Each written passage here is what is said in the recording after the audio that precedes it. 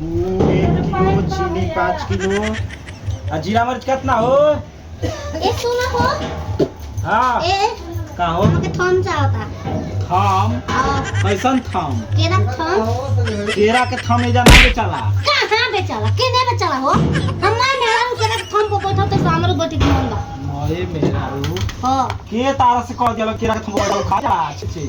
ना गाना एक बाबा सर एक बार थम पे बोलम केरा के बैठा रही ला थम पे। तो अभी तक हम ना जाने कि का कहले बा।